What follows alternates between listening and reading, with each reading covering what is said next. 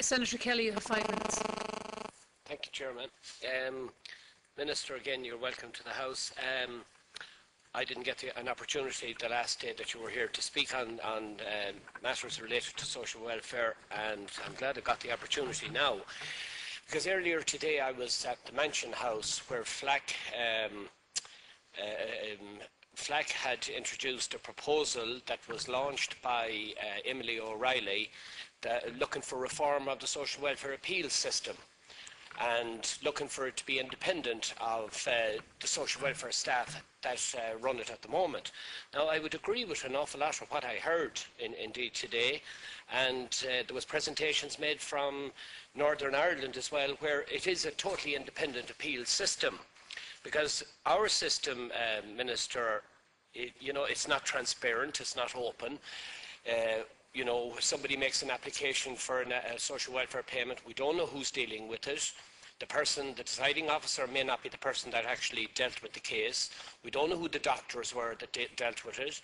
And as I often say, doctors differ and patients die, but there's so many medical referees that they'd all have varying opinions, but yet we don't have access to the file.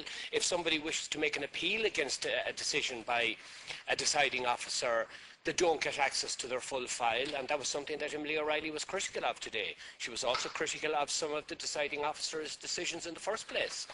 And a couple of interesting statistics that come out of it was that where people got the benefit of an oral hearing on an appeal, 49% of the cases were overturned on appeal because they were able to present their case.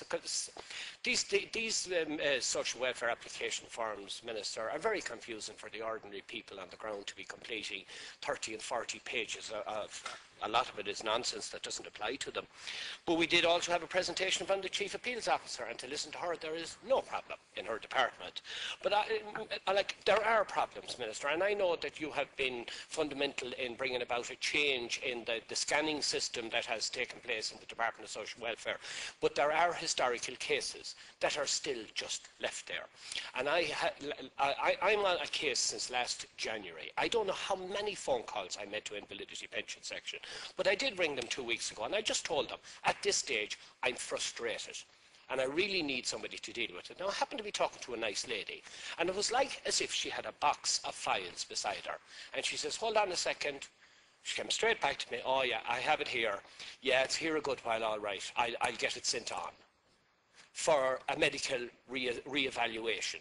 I rang again today to see where is that medical re-evaluation at, and the girl says to me, it's sent on, I don't know when it's going to be dealt with. I said, well, can you give me an indication? Will it be a month?